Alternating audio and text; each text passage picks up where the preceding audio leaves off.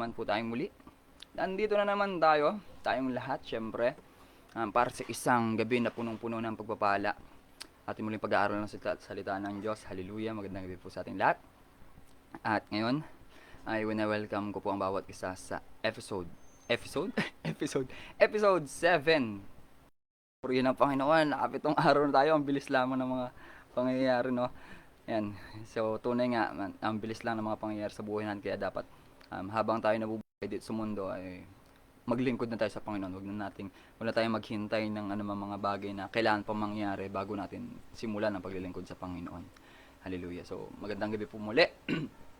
Welcome tayong lahat sa episode 7 ng ating Sir Lupet Confessions, Preaching the Word, Reaching the World, na kung saan ang topic natin ngayon ay isa ito sa verse na madalas mo ring ibayo or post sa Facebook, no? Matthew 6:33. Matthew 6:33. Hallelujah. Pag sinabing Matthew 6:33, ang nasa isip natin agad, 'di ba? Put God first, 'di ba? Put God first or God first. Hallelujah. Ayan, magandang gabi. Nandito na agad ang ating taga-subaybay. Magandang gabi sa iyo, Joselito. Ayan. So, syempre kakanta muna tayo, no? Ayan. So, Matthew 6:33 tayo ngayong gabi. Pag-aralan natin mamaya, tungkol lang ba 'yun sa put God first? Saan ba tungkol ang Matthew 6:33? So, bakit ba nasabi 'yon ni Jesus? So, actually si Jesus talaga 'yung nagsasalita kasi doon, no? So, bago 'yon, awit muna po tayo ng isang composition ko. So, may composition pa rin tayo ngayon. May dala pa tayong composition ngayon. Ang title po nito ay Nandito Ka Man o Wala. Wow, Nandito Ka Man o Wala, no? So, eto na 'yon. Sa panahon ngayon, nandito ka man o wala sa tabi ko. Yeah. Nandyan man ako o wala sa tabi mo, no? So, patuloy pa rin yung ating interaction, yung ating connection sa bawat isa. Sapagkat kapag nawala po yun ay posibleng maapektuhan yung ating spiritual health, spiritual life, and also yung ating mental, no, yung mental health na tinatawag. So, pagpatuloy natin to. So, this is Nandito Ka Man o Wala.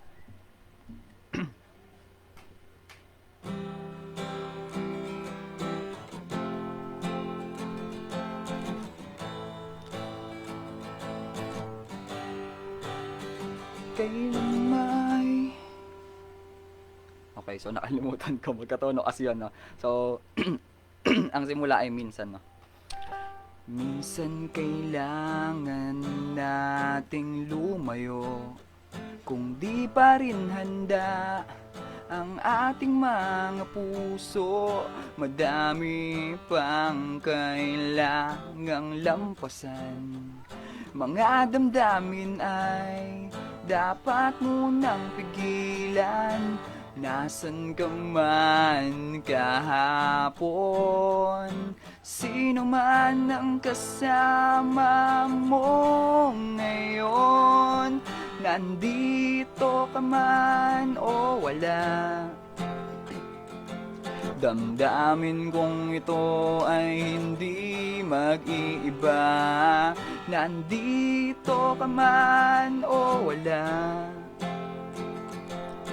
Buong puso pa rin ako sa iyong magtitiwala, nandito ka man o wala. Pag-ibig ko sa iyo ay hindi mawawala, nandito ka man o wala. Pangako kong laging sa iyo ang puso ko.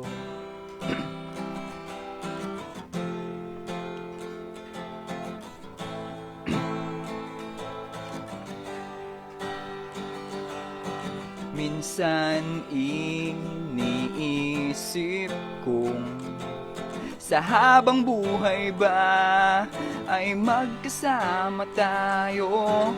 Minsan iniisip hanggang kailan maghihintay.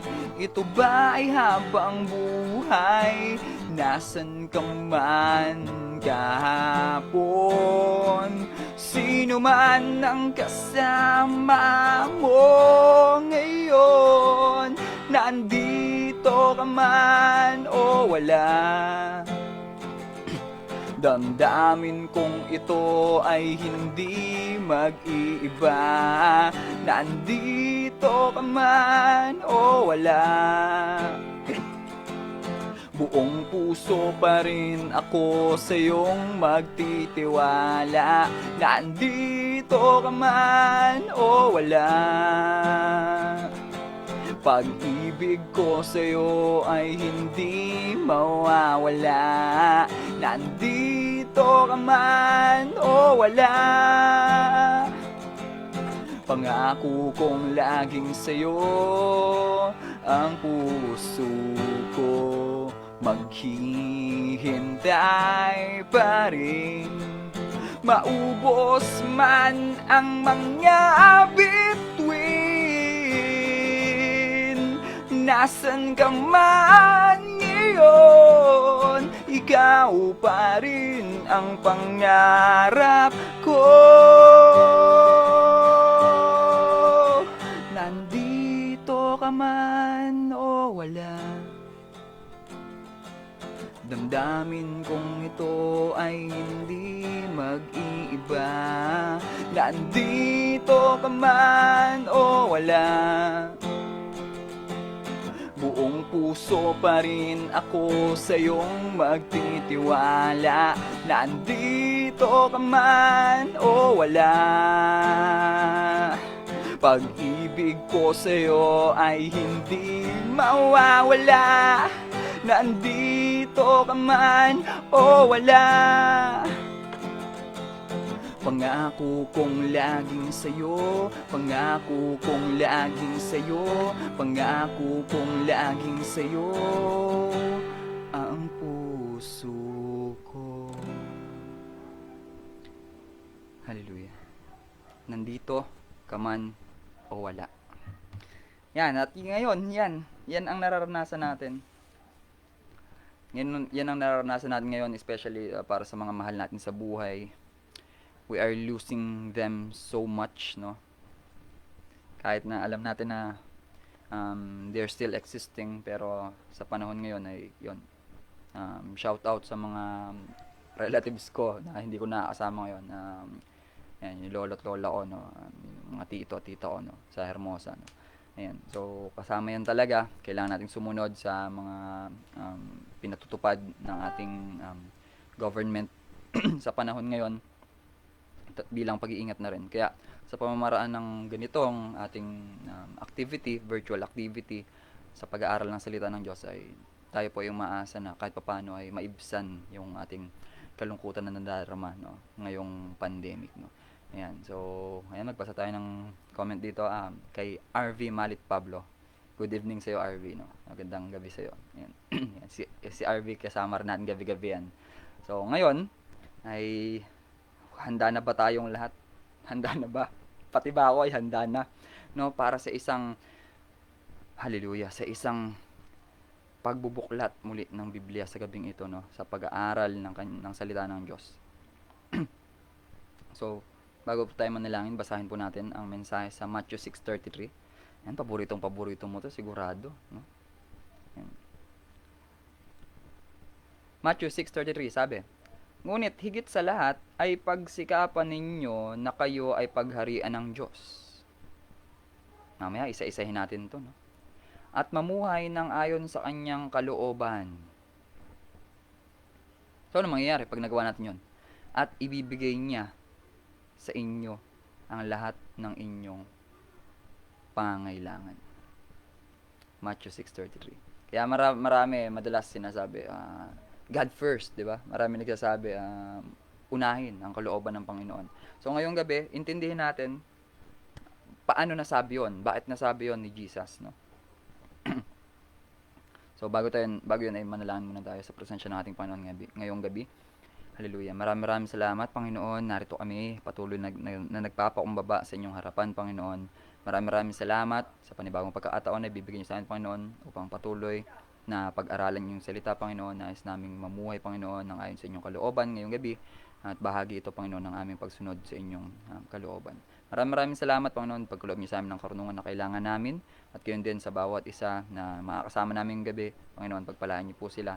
At ang inyong salita, Panginoon, ay magsilbing kalaasan at kapayapaan para sa aming lahat at kagalakan, Panginoon. Maraming salamat sa inyo namin binabalik lahat ng pinakamataas na papurit pa sa salamat sa pangalan ni Jesus. Amen. Hallelujah. So magandang gabi po sa tatlo nating kasama. Yan, nasan man kayo ngayon ay mag-iingat po kayo. Yan, nood-nood lang tayo nitong ating live ngayong gabi. Okay, so simulan na natin. So tulad po ng ating routine, hindi tayo didiretso sa Matthew 6:33. Paano ko yan? Ang gagawin, magsisimula tayo sa Matthew 6 chapter 1? Hindi. So dito tayo magsisimula sa Matthew 6:24. Dahil kung meron po kayong hard copy ng Bible na kung saan meron tayong nito ngayon, ito po, yan. Yan. So yan, ito yung ating hard copy ng ating Bible.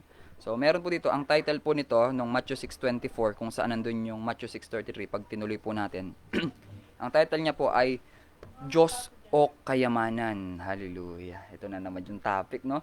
Diyos o Kayamanan. So ito ay makikita po natin yan dito rin sa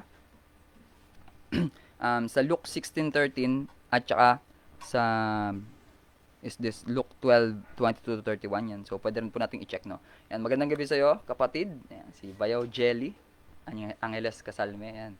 So magandang gabi. Kami ay nagagalak na makasama ka ngayong gabi, Jelly. Okay. So Matthew 6:24. Yan. So pwede pong basahin yung hard copy and then kung meron kayong Bible app, no. Yan. Ngayon, makikita rin siya sa Luke 16:13 and possible sa Luke 16 or Luke 12:22-31 parang ganoon. So pwede natin i-check 'yon, no, para ma-confirm natin. Now, simulan po natin. So si Jesus ngayon ay 'yon na nagpi-preach sa mga tao, no. Sabi niya, yung title ay Diyos o Kayamanan. So walang aliping makakapaglingkod ng sabay sa dalawang Panginoon. So ito isa sa mga verse na alam natin to, no. Hindi natin kahit nga marami sa atin ngayon yung hilig yung nagmu-multitask. ano yun daw ang marami sa atin ngayon, yun yung talent, no, mag-multitask. Ibig sabihin, kaya nilang matulog habang kumaanta. Ano ba mga pamamaraan na kapag multitask tayo? Halimbawa, yung nanay ko mahilig siyang mag-multitask, no. Lagi niyang pinagmamalaki sa amin yun na nung bata kami ay mahilig siya mag-multitask. Ginagawa niya, habang naglalaba siya, ay nagsasaing na rin daw siya. Yan. Yung mga nanay nyo rin po ba ay ganun? Grabe yung mga nanay, magaling mag-multitask yan, no?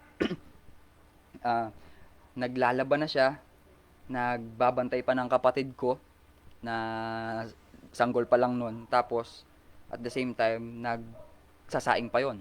So, kaya ba natin ngayon yon sa panahon ngayon, di ba? Pero dito, sinabi ni Jesus, walang aliping makakapaglingkod ng sabay sa dalawang Panginoon. Kasi ang konteksto na pinag-uusapan dito ay paglilingkod sa Panginoon, no? Hindi natin kakayanin yun na tayo may pinaglilingkurang dalawang Panginoon, no? Hindi kaya yon. Bakit? Bakit naman? So, kung ako ang magpapaliwanag, mahihirapan ako magpaliwanag. Pero, purihin ng Panginoon, ipinaliwanag na rin ni Jesus kung bakit. Matthew 6:24, sabi po, sapagkat kapupuotan niya ang isa at iibigin ang ikalawa. Ang hirap nito, mga kapatid, kapag naglingkod tayo sa dalawang Panginoon, no, sa dalawang parang boss, no. Yung isa kapupuotan natin at yung isa iibigin natin. Sigurado 'yun, mga kapatid. Hindi natin kakayanin 'yun na pantay sila. Sigurado yung isa doon ay iibigin natin at yung isa naman ay kapupuotan. Mangyayari talaga 'yun. Kaya dahil doon, paglilingkuran ng tapat ang isa at hahamakin ang ikalawa. Hallelujah. Isipin niyo po 'yon.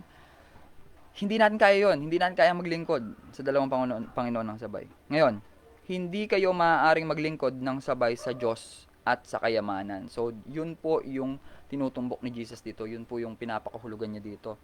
Yung tinutukoy niyang dalawang Panginoon dito ay yung Diyos natin at yung kayamanan. Hindi natin kayang paglingkuran ng sabay yung dalawang bagay na yon, yung Diyos at ang kayamanan. Ngayon,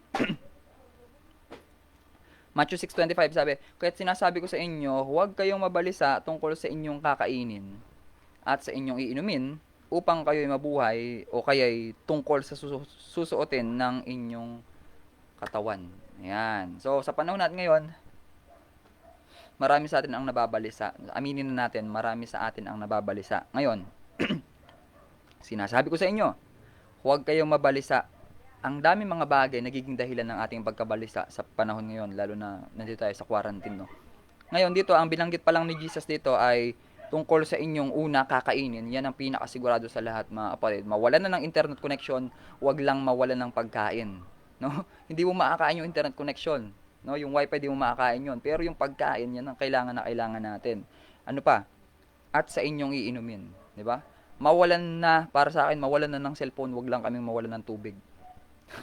Hindi ko maiinom yung cellphone, no? Kaya, sinasabi ko sa inyo, huwag kayong mabalisa tungkol sa inyong kakainin at sa inyong inumin upang mabuhay kayo o kaya naman ay tungkol sa susuotin ng inyong katawan. And then pangalawa, o pangatlong nabanggit dito ay yung susuotin natin, yung damit natin, no?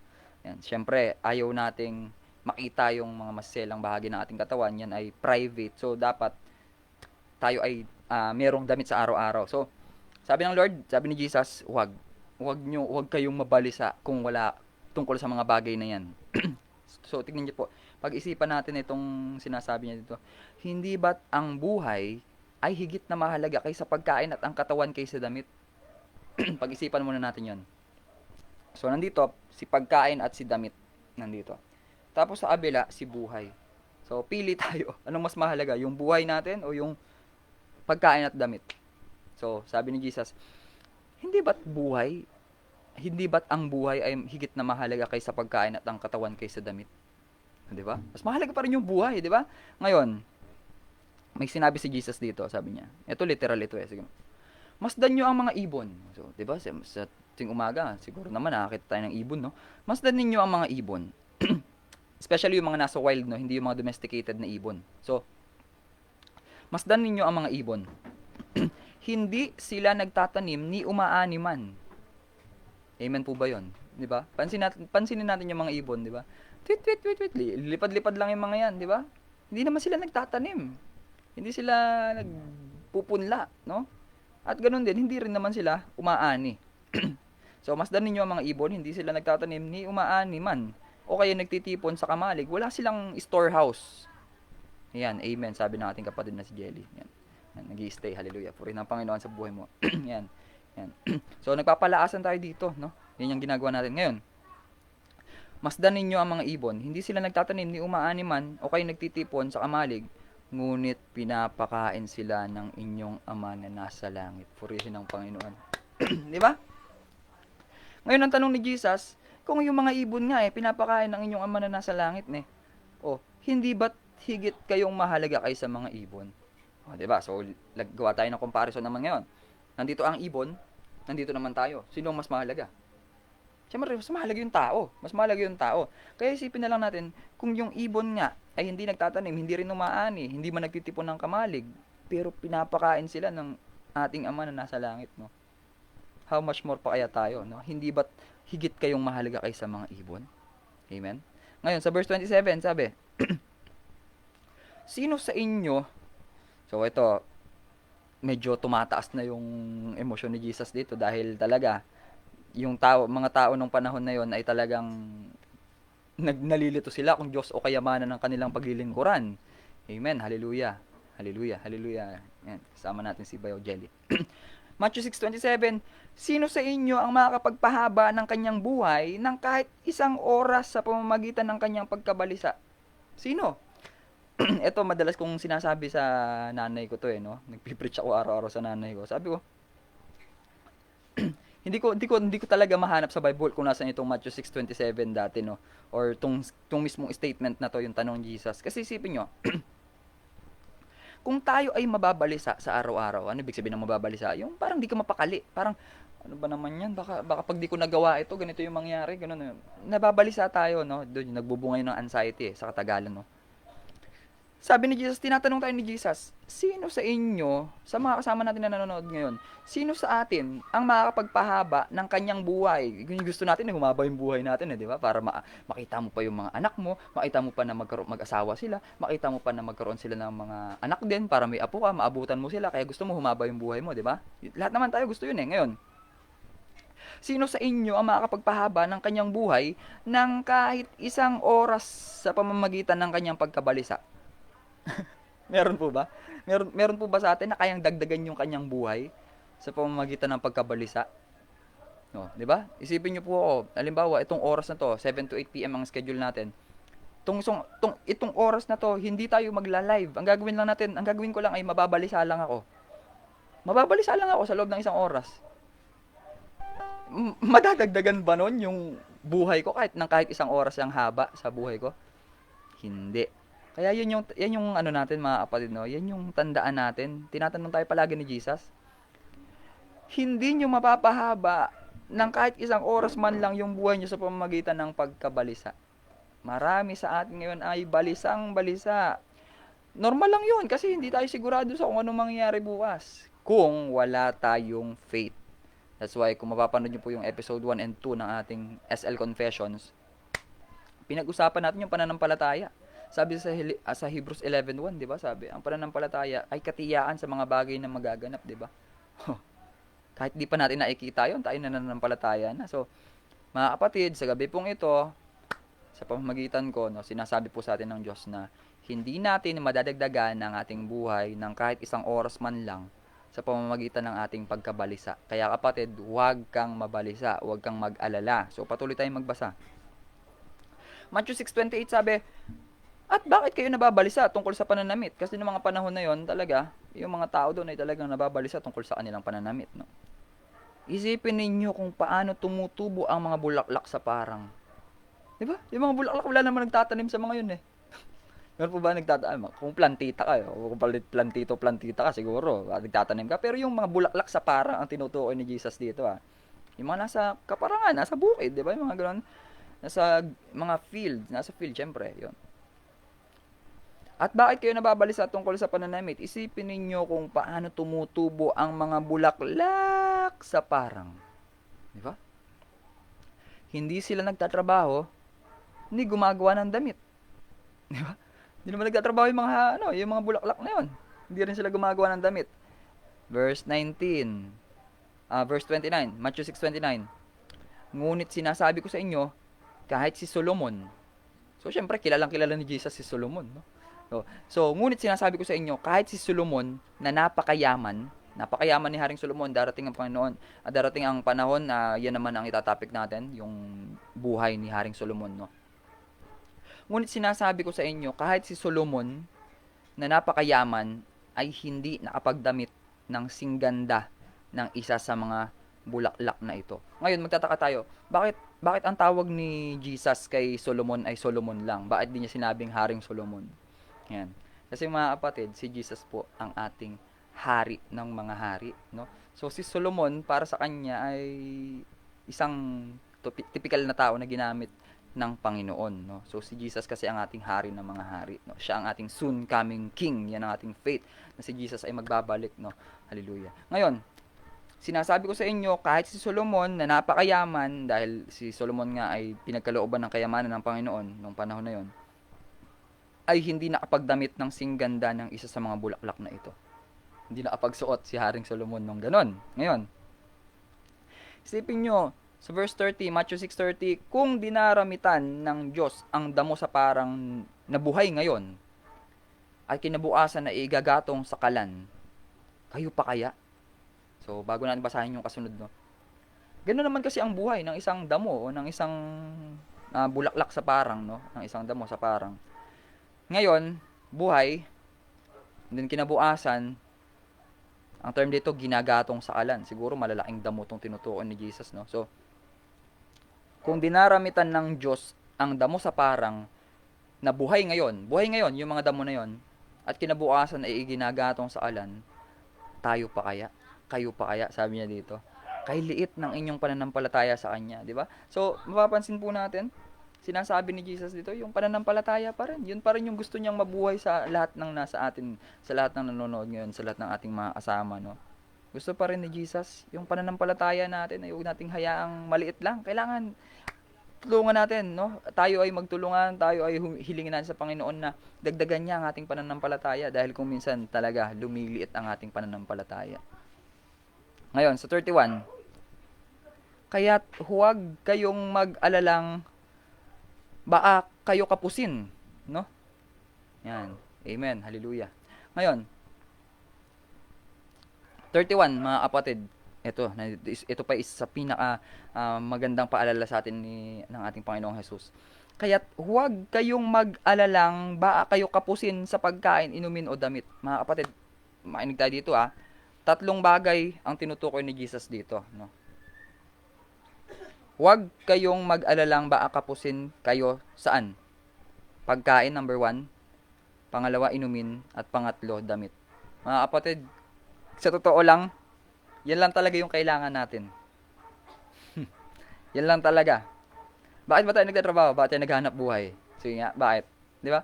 Kasi pag naghahanap buhay ka, may trabaho ka, may pera ka, makakabili ka ng pagkain ng anak mo, ng nanay mo, para sa pamilya, mabubuhay sila, may pagkain sila, no? Ganon din, para kung ano man, kung bumibili man ng ng tubig inumin. Oh, 'di ba? Yung tubig inumin ngayon, minsan binibili na rin eh. Merong mga pamilya bumibili ng 6 liters ng Absolute or hindi po sponsored yun ah. Basta drinking water, mga purified drinking water, no?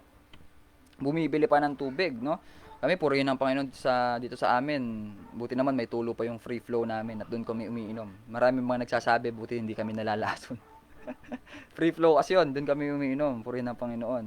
Hindi pa kami bumibili nung mga purified drinking water na yan. At pangatlo, damit. O, di ba? Tapos, syempre, obviously, hindi naman babanggitin ni Jesus dito yung edukasyon o yung internet connection dahil nung panahon na yun ay wala pang ganun. Ngayon, mamaya aalamin natin kung yun ba ay kasama rin sa ating mga pangangailangan. Maaari bang mag-apply yon sa panahon natin ngayon? Sabi dito, kaya huwag kayo mag-alalang baka kayo kapusin sa pagkain, inumin o damit. Kasi yun lang yun i-emphasize ni Jesus dito. Hindi niya naman in-emphasize dito yung hanap buhay, di ba? Kaya huwag kayo mag-alalang baka kapusin kayo sa hanap buhay. Hindi naman sinabing ganun. Di ba? Hallelujah. Ngayon, verse 32. Hindi ba't ang mga hentil ang nababahala tungkol sa mga bagay na yan? So, yung sinasabi po ni Jesus na hentil dito ay lahat ng mga tao na hindi Hudyo. So, tayo, mga hentil tayo kung tutuusin. Pero sa pagdating ni Jesus, nagkaroon tayo ng karapatan para sa kaligtasan. So, meron na rin tayong bahagi sa kaligtasan ngayon, kapatid, no? Originally, ang dapat maliligtas lang ay yung mga Hudyo, no? Dahil sila yung chosen nation, chosen people sila ng ating Panginoon. Pero sa pagdating ni Jesus, no, doon meron na rin tayong bahagi sa kaligtasan. At kailangan nating i-enjoy 'yon, purihin ng Panginoon. So, nung panahon na 'yon, hindi ba't ang mga hentil ang nababahala tungkol sa mga bagay na 'yan? Ito yung maganda, verse 32. Main kayo mga kapatid, Matthew 6:32 bago dun sa Matthew 6:33. Alam na ng inyong Ama na nasa langit na kailangan ninyo ang lahat ng iyan. Hallelujah. Di ba? Alam na ng Lord na kailangan natin ng pagkain. Alam na ng Lord na kailangan natin ng inumin. Alam na ng Lord na kailangan natin ng damit. Alam niya lahat ng ating pangangailangan. Ngayon, yun pala ang lahat ng mga naunang nangyari, lahat ng mga unang sinabi ni Jesus bago tayo pupunta sa Matthew 6:33. Ngayon, maintindihan na natin ngayon kung bakit nasabi itong Matthew 6:33.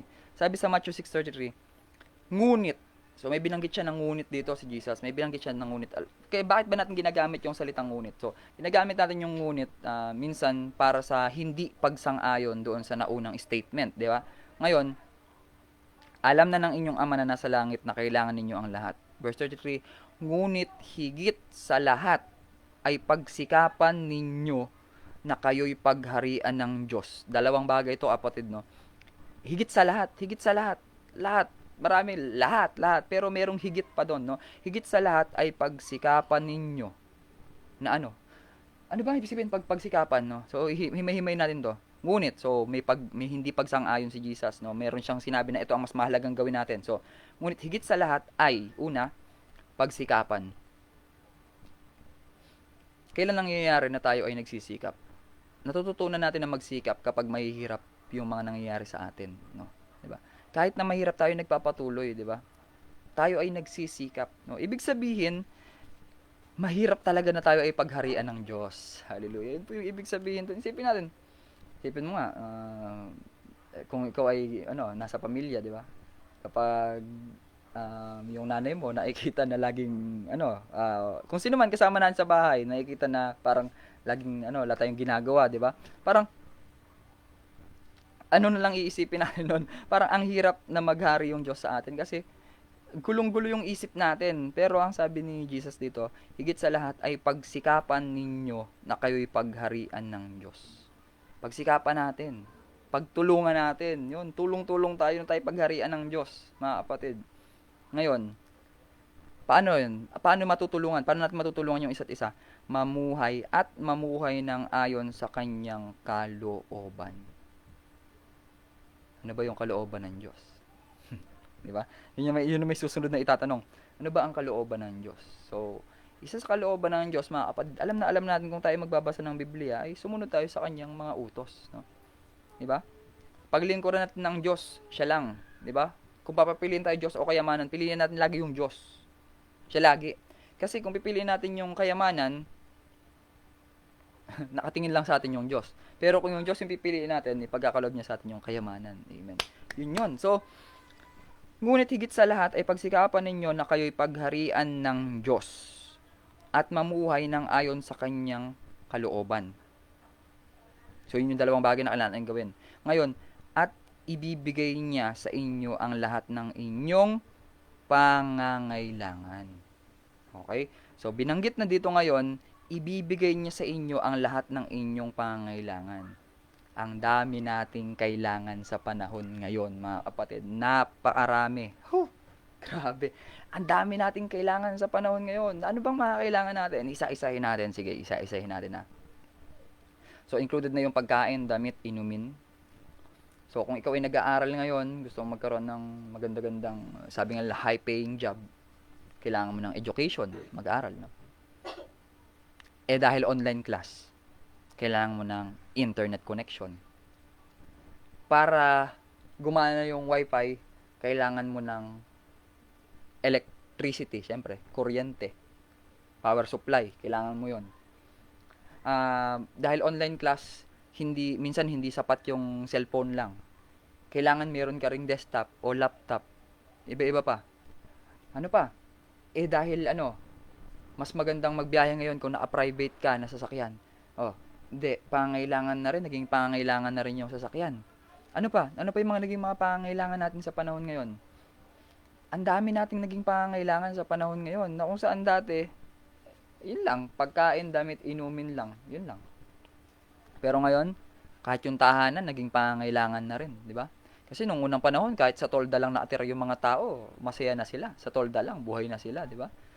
Pero ngayon, kailangan yung bahay natin ay talagang high security dahil pag ang bahay natin ay barong-barong lang or something na madali daw pasukin ng magnanakaw. Kaya ngayon iba, nagpapakabit na rin ng closed circuit television, CCTV, no? Ganun na. Ang dami na nating pangangailangan ngayon. So, ang tanong sa atin ngayon ng Panginoon, ng Diyos, mga kapatid, yung mga pangangailangan ba na yon, kung ibibigay sa atin yun ng Lord, magagamit ba natin para sa kaluwalhatian niya? Sige nga. Ako yun, di tinatanong ko sa sarili ko Lord, kung ako ba ay bibigyan nyo ng kung ako ba ay bibigyan nyo ng sasakyan, ano ba yon? Magagamit ko kaya yon sa kaluwalhatian nyo? Magagamit ko kaya yon para masunod ko yung kalooban nyo? Diba? Tapos pag-iisipan mo yon, magagamit nga kaya? Another question. Lord, kung ako kaya ay pagkakalooban nyo ng may bahay, hindi bahay, may bahay, asawa, no? Nang kasama sa buhay. Magagamit ko kaya yon para sa inyong kalooban? Magagamit ko kaya? O baka naman pag meron na akong asawa ay yung oras ko ay puro sa kanya na lang. Lagi na lang kaming babe time, may quality time lagi. Tapos wala na akong panahon sa inyo. Iniisip natin yun, mga kapatid, no? Hindi ko po kayo binibigyan ng idea na magkaroon kayo ng ganong ideya. Pero dapat ganun lagi. Itanong natin sa Lord. Lord, kung ibibigay mo sa akin yung pangangailangan ko sa panahon na to, lalo higit sa panahon na to, magagamit ko kaya ito para sa pagsunod ng kalooban nyo? Magagamit ko kaya? Bigyan natin ng example, no? Kalooban ng Diyos, kapatid, binigyan ka ng Panginoon ng blessing, which is magkaroon ka ng sasakyan. Magagamit ba yon sa kalooban ng Panginoon? Siyempre, di ba? Especially kung kalooban ng Diyos malif ng ECQ, di ba? Pwede yung panghakot ng mga tao na gustong umattend ng church, di ba? Pwede natin magamit yon. Ganun din. Di ba, binigyan kalooban ng Lord na tayo ay binigyan niya ng makakasama sa buhay, ng partner in life. Magagamit ba yun sa kalooban ng Diyos? Magagamit, syempre. Kasama mo siya sa ministry, di ba? Oh, may kasama ka na. Oh, di ba? Ganun. Pero ako hindi ko magkano iniisip yun. Basta tuloy lang natin to. Magpatuloy tayo kasi sabi ni Jesus, ngunit higit sa lahat ay pagsikapan ninyo na kayo'y pagharian ng Diyos at mamuhay ng ayon sa kanyang kalooban. At ibibigay niya sa inyo ang lahat ng inyong pangangailangan. Di ba? Ang dami na nating pangangailangan sa panahon ngayon. Sigurado yon, ang dami na nating pangangailangan.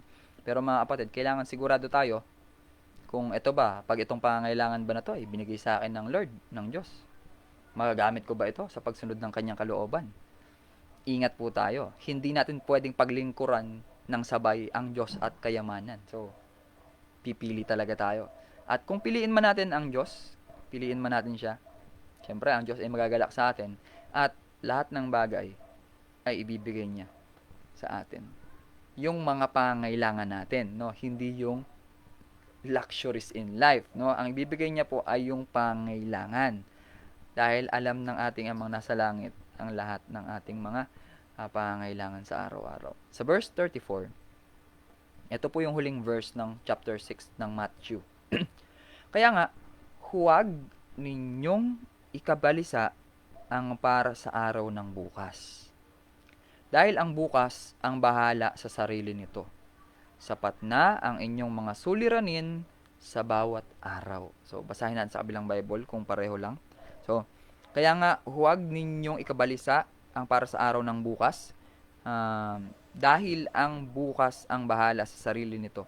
Sapat na ang inyong mga suliranin sa bawat araw. Hallelujah. Sa ibang manuscript, no, sabi, yung bukas ang mag-iisip, mag-aalala para sa kanyang sarili. No? So, ano ibig sabihin nito? So, ngayon naintindihan na natin yung Matthew 6:33 na kailangan pala pagsikapin natin, no? Na pagsikapan natin na tayo pagharian ng Diyos at mamuhay tayo ng ayon sa kanyang kalooban at ibibigay niya ang ating mga pangangailangan lalo't higit sa panahon ng pandemic, no, nito ngayon. Anong kailangan natin gawin? Kaya nga, huwag ninyong ikabalisa ang para sa araw ng bukas. Madami sa atin mga kapatid nababalisa para sa araw ng bukas. Ako po ba? Kung may magtatanong, ikaw ba, Kuya Japet, ikaw ba, Kuya Ian, hindi ka ba nababalisa sa araw ng bukas? Dati, nababalisa ako sa araw ng bukas talaga. Siyempre, wala kang katiyakan. Halimbawa, kung tayo ay nag-aaral, may katiyakan ba na makakapagtapos ako sa pag-aaral? Ano pa? Halimbawa, kung ikaw ay magte-take ng, anong klase ng mga exam yan, no? Mag-aalala ka, makakapasa kaya ako? Iba-ibang paraan kung paano tayo nababalisa, no? Siyempre, lahat ng mga mangyayari sa araw ng bukas dahil hindi nga natin alam anong mangyayari. Madalas tayo ay nababalisa. Ano kayong mangyayari bukas? Sige nga. Sa mga kasama natin ngayon dito, no? Ano kayong mangyayari bukas, no? Bukas na kaya tayo yayaman? Bukas na kaya tayo aasenso? Bukas na kaya tayo magkakaroon ng blessing na matagal na nating hinihintay? Bukas na kaya tayo lahat? Bukas na kaya? Pero sabi ni Jesus, kaya nga, huwag ninyong ikabalisa ang para sa araw ng bukas. Bakit? Dahil ang bukas ang bahala sa sarili nito. Basta, alam niyo po anong katotohanan? Our Jesus is our Alpha and Omega. So, nandun na siya sa pasimula at nandun din siya sa wakas. So, yung ating hinaharap, yung ating future, nandun na rin si Jesus. Naghihintay na siya sa atin doon. So, yung mga blessings na kailangan natin for particular seasons ng buhay natin, nandun na yon, naka-ready na yon, mga kapatid. So, kailangan mabuhay tayo ngayong araw, no? Kasi isipin po natin kung tayong ngayong araw ay panghihinaan ng loob, paano pa natin maaabot yung mga nakahandang pangako ng Diyos para sa buhay natin? Paano kaya? Ako inisip ko yan eh. Lagi ko naisip yan eh. Kung ano, paano kaya kung sumuko ako yung araw? Sige nga, pag-usapan natin yun, no? tayong mga nanonood dito ngayon, magkakasama, no? Ikaw, nanonood ka, no? Paano nga kaya kung susuko tayo ngayon? Kasi nababalisa tayo, ba bukas kasi, ano na eh. 'Di ba? Ano mga balita ngayon? Sabi sa balita, may mga bagong variant na naman ng ano, ng mga bagong cases na naman. Hindi bumababa yung cases ng yan lumalaganap na sakit na yan. Ano pa? Um, yung mga naririnig din sa balita, no? Pagpasensyahan niyo po, hindi po ganong update sa mga balita kasi hindi ako nanonood ng balita, no? Kasi halos mga marinig mo sa balita ngayon ay basta alam niyo na 'yon, alam niyo na yung mga ano, 'di ba? Imbes na magbigay ng panibagong pag-asa sa atin yung mga ganong klase ng balita ay, lalo bang lalakas ang loob mo doon pag nakita mo na may bago na namang cases tapos may ito na naman yung mga dami ng namatay, 'di ba? Sige nga. Hallelujah. Kaya nga sa Matthew 6:34 sabi, kaya nga huwag ninyong ikabalisa ang para sa araw ng bukas. Kasi po, ang Diyos ay kasama natin ngayon sa sandaling ito. Ganon din, nandun na rin siya sa bukas natin. Naghihintay na siya doon, mga kapatid. Kaya nga pinapanalangin natin, di ba? Tayo ay makatulog ng may kapayapaan, ng mahimbing ngayong gabi. Para bukas ay gigising tayo ng may kagalaan. Di ba? Kasi ni-ready na ng Lord yun. So, bakit kailangan matulog? Kailangan matulog para magpahinga. Di ba? Isipin po natin, kung tayo ay hindi matutulog ngayong gabi, hindi tayo magpapahinga, ano mangyayari bukas? Wala tayong sapat na lakas, energy, para makuha yung blessings na ibibigay ng Diyos bukas. Anong unang pinakamagandang blessing? Yung sinasabi nga nila na every gising is a blessing. Hallelujah. Ayun, napaka-powerful. Every gising is a blessing na yon, di ba? Kung tayo ay hindi matutulog ngayon, hindi tayo magigising kasi hindi ka natulog, di ba? So, ibig sabihin, meron tayong panibagong lakas, kinabukasan. Para magawa pa natin. Kung tayo man ay naghahanap buhay, tayo man ay mayroong pangako sa Diyos at patuloy natin yung ini-enjoy habang tayo nabubuhay, unti-unti. Nakakamta natin yung mga pangangailangan natin na ipoprovide mismo ng ating Panginoon. Hallelujah. Ngayon, ito yung huling sentence na sinabi ni Jesus dito sa Matthew chapter 6. Sabi niya, sapat na ang inyong mga suliranin sa bawat araw. Sapat na pala eh. Di ba? Puri ng Panginoon. Nagkaroon ka bang problema ngayong araw? Sa mga kasama natin na 6 ngayong gabi. Nagkaroon ka ba ng problema ngayong araw? Ako rin, nagkaroon akong problema ngayong araw. Di ba? Puri ng Panginoon sa problema na yon. Bakit? Kasi sapat na ang inyong mga suliranin sa bawat araw. Diba? Kala natin, pagka Matthew 6:33, ay ano yan eh, put God first. Diba? God first. So, sa lahat ng gagawin ay unahin ang Diyos. Hindi man natin nagagawa. Hindi man. Talaga, no? Iilan lang ang mga tao na nakakatupad na sa lahat ng ginagawa ay unahin ang Diyos, no? Kaya isipin natin, kapatid, napakalaking pagsubok para sa ating lahat. Na pagsikapan talaga, kasi ang hirap gawin ito, no? Pagsikapan ninyo na kayo'y pagharian ng Diyos at mamuhay ng ayon sa kanyang kalooban. Itong ginagawa natin gabi-gabi na to, kasama to sa pagsunod natin sa kalooban ng Diyos. Meron tayong panahon para pag-aralan yung kanyang salita. Hindi natin pwedeng sabihin na ako sumusunod ako sa kalooban ng Diyos, pero di naman ako nagbabasa ng salita niya. Hindi po pwede yun. Hindi pwede yun, no? So, kailangan, kung gusto nating ibigay ng Diyos ang lahat ng ating pangangailangan, no? Pagsikapan naman natin na pagharian tayo ng Diyos sa ating mga kanya-kanyang buhay at mamuhay tayo ng ayon sa kanyang kalooban. Pag pinag-usapan natin kung ano yung kalooban ng Diyos, malawak yan, kapatid, no? Pag sinabing mamuhay ayon sa kalooban ng Diyos, lahat ng pangako niya, lahat ng plano niya sa buhay natin, dapat panghawakan natin yun. Manampalataya tayo doon. At pag sinabi namang pagharian tayo ng Diyos, sa lahat ng ginagawa natin dapat nakikita si Jesus sa atin. Dapat nakikita si Jesus sa atin, no? Ano yun? Kailangan maging kamukha ako si Jesus? Hindi. Kung paano nabuhay si Jesus dito, paano siya nagpakumbaba. Siya lagi yung nagbababa ng pride. Hindi niya pinipilit yung kanya na, di ba? Kasi kung isipin natin, no, kung ipinilit ni Jesus yung gusto niya, hindi siya dapat sana napako sa cross, pero napakumbaba pa rin siya, sinunod niya yung kalooban ng Ama. Kaya ngayon, meron tayong kaligtasan na inaasahang matatanggap natin sa kanyang muling pagbabalik. Kaya patuloy tayong manampalataya sa kanya. Dahil, sapat na ang inyong mga suliranin sa bawat araw. So, ang tanong, Kuya Ian, Kuya Japet, Servant Lupet, ano ba yan? Ibig sabihin may suliranin na naman bukas. Ano kayo sagot, kapatid? Siyempre meron. Meron na naman. May suliranin na naman bukas, no? Hindi ito negative thinking na, ay, grabe ka naman, kine-claim and declare mo na may suliranin bukas. Meron yun, kapatid. Kasi pag inalis natin yung suliranin sa buhay natin, wala na. Para saan pa ang pagsubok? Paano pa tayo titibay? Paano pa tayo tatatag? Lalo't higit tayo naghihintay sa muling pagbabalik ng ating Panginoong Jesus. Kung mawawala yung suliranin, di ba? At sa pamagitan kasi ng suliranin na yon, doon mas makikita sa atin na si Jesus ay sumasa atin, ang Diyos ay sumasa atin. Kasi pag dumating yung problema, yung suliranin, doon natin, yun yung application ngayon ng lahat ng ginagawa nating Bible study gabi-gabi na to, na Sir Lopet Confessions, preaching the word, reaching the world.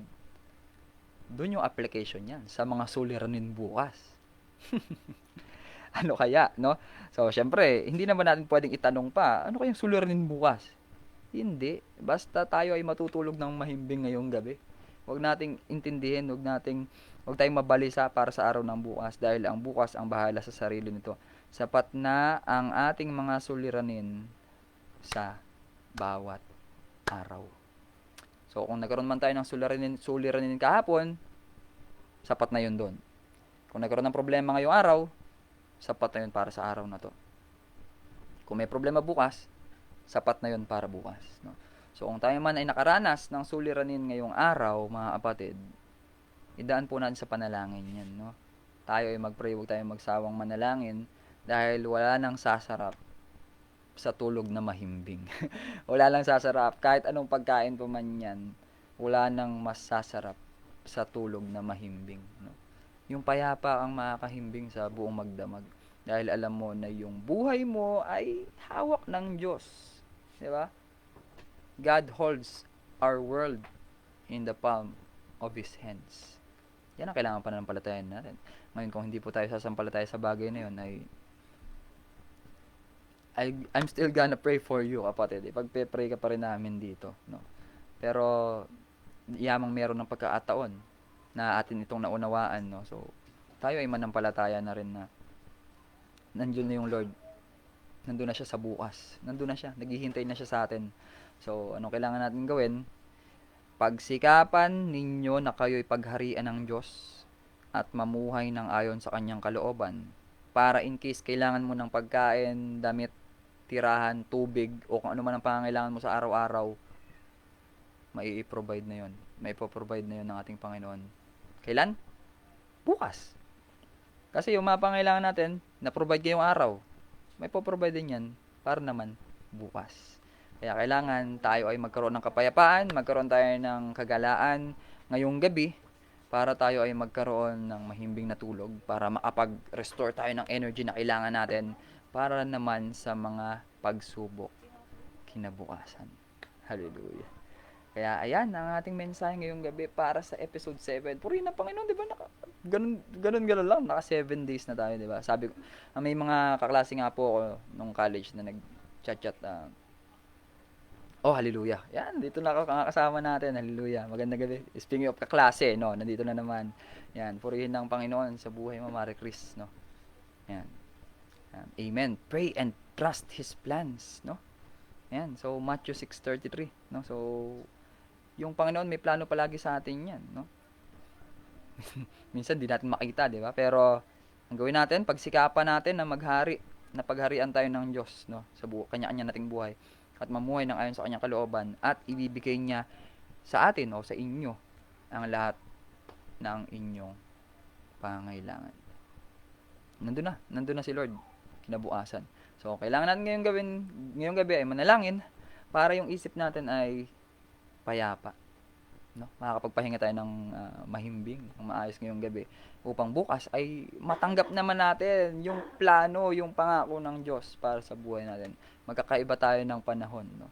So magkakaiba-iba tayo ng hindi naman tayo pwedeng sabay-sabay matutulog at sasabay-sabay din gigising. Hindi po imposible pong mangyari 'yon. So tayo ngayon ay pinagkalooban ng pangako ng Diyos at may mga plano siya sa buhay natin. So ang kailangan natin gawin ay pagsikapan natin na pagharian tayo ng Diyos at mamuhay ng ayon sa kanyang kalooban para yung pangangailangan natin, siya mismo ang magbibigay. So, sabi nga sa Matthew 6:34, huwag ninyo ikabalisa ang para sa araw ng bukas dahil ang bukas ang bahala sa sarili nito.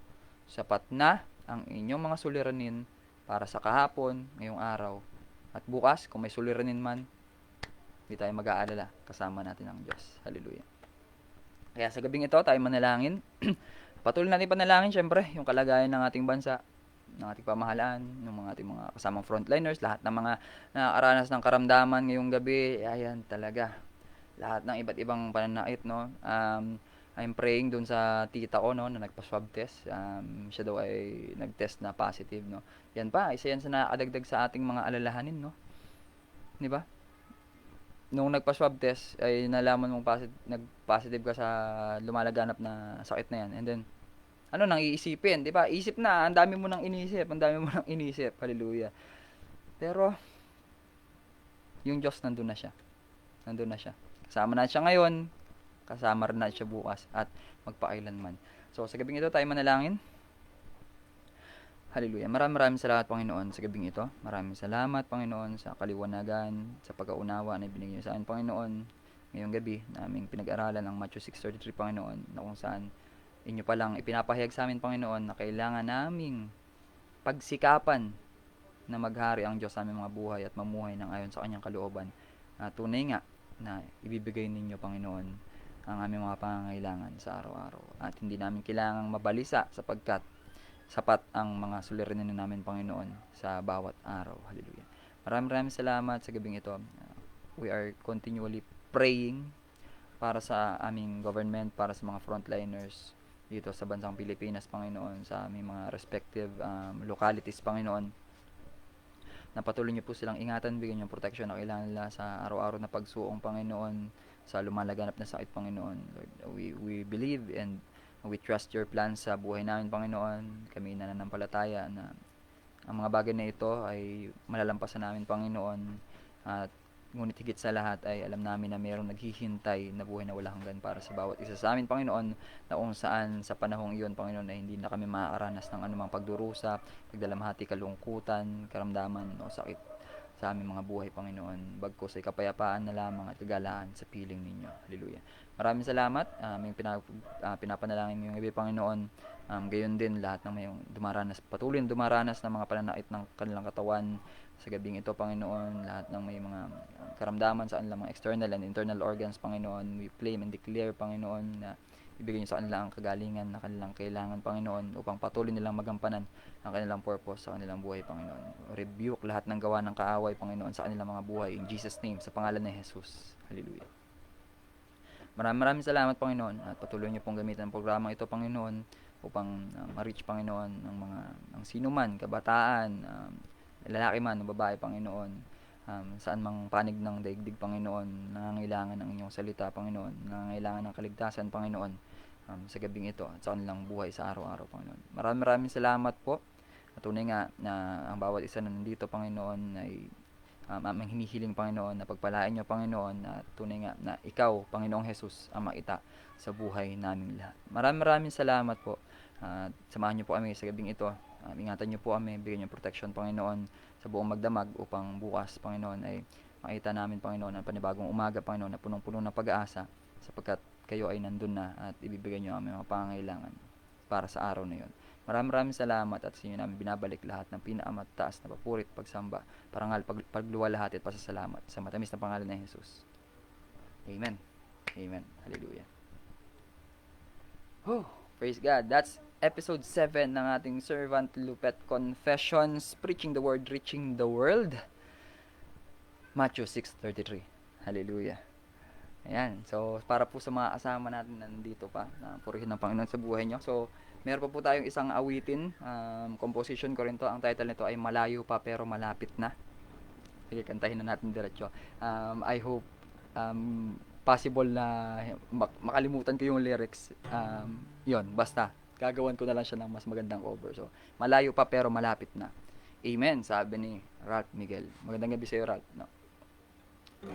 Gaano pa kalayo hanggang saan patungo ang mga pangarap mong unti-unting binubuo, hanggang kailan matapang, patuloy bang lalaban? Ang puso mong lagi na lang nasasaktan, mahaba man ang daan. Ngayon'y kailangan mo nang simulan. Bawat hakbang, bawat araw, unti-unting paglapit. Ilang unos man ang sumapit, lagi lang nakakapit. Ilang ulit mang madapa, hindi manghihina. Malayo pa pero malapit na.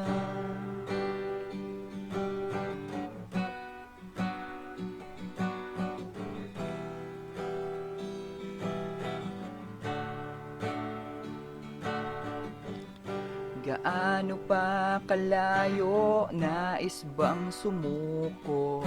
Lahat na lamang ba'y unti-unting maglalaho? Hanggang kailan matibay, patuloy bang maghihintay? Lahat ng hirap ay mauuwi sa tagumpay.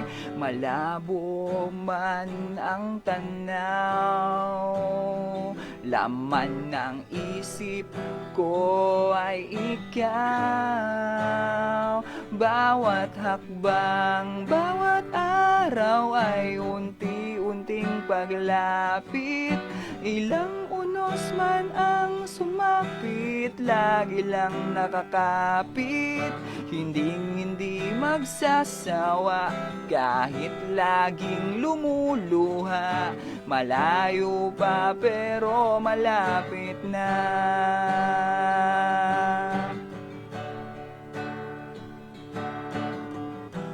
Mahaba man ang daan, kailangan na natin ngayong simulan. Malabo man ang aking tanaw, laman ng isip ko ay ikaw. Bawat hakbang, bawat araw, unti-unting paglapit. Ilang unos man ang sumapit, lagi lang nakakapit. Ilang ulit mang madapa, hindi manghihina. Malayo pa pero bawat hakbang, bawat araw ay unti-unting paglapit. Ilang unos man ang sumapit, lagi lang nakakapit. Hindi magsasawa kahit laging lumuluha. Malayo pa pero malapit na. Malayo pa pero malapit na. Malayo pa pero malapit na. Hallelujah. That is Malayo Pa Pero Malapit Na by Servant Lupet. Ayan. So, sabi dun sa kanta na yon ay, yun, lahat ng mga paghihirap na dinadanasan sa araw-araw, kahit na ilang ulit mang madapa, hindi tayo dapat manghina. Kahit na ilang ulit, kahit na lagi tayong lumuluha, hindi tayo dapat magsawa. No? Patuloy tayong lumapit sa ating Panginoon sapagkat malayo pa pero malapit na. Yun ang lagi nating faith na minsan parang ang layo pa, malabo yung ating tanaw, no? minsan parang ang haba ng daan. Kailangan pa rin natin magsimula, no? At kailangan nating magpatuloy sa ating paglilingkod sa ating Panginoon. So, parang dito lang sa gagawin natin sa ating programa. So, gabi-gabi natin itong gagawin. So, magsama-sama tayong muli bukas, August 13 na naman bukas. So, hallelujah, if we're going to pray for it, no? So, makukompleto natin, parang week sa rin natin bukas. Hallelujah. Oh, God is so good sa buhay natin. So, maraming salamat sa lahat ng mga sumama, na isama at nakasama namin ngayong gabi. Maraming salamat at patuloy kayong pagpalain ng Panginoon. I declare blessings upon your life right now. In Jesus' name. Hallelujah. Maraming salamat po at magkita-kita tayo ulit bukas. Maraming salamat. This is Servant Lopet nagsasabi na ingat nasan ka man. God bless you. Good night and goodbye. Goodbye. Thank you. Goodbye. Goodbye. Goodbye.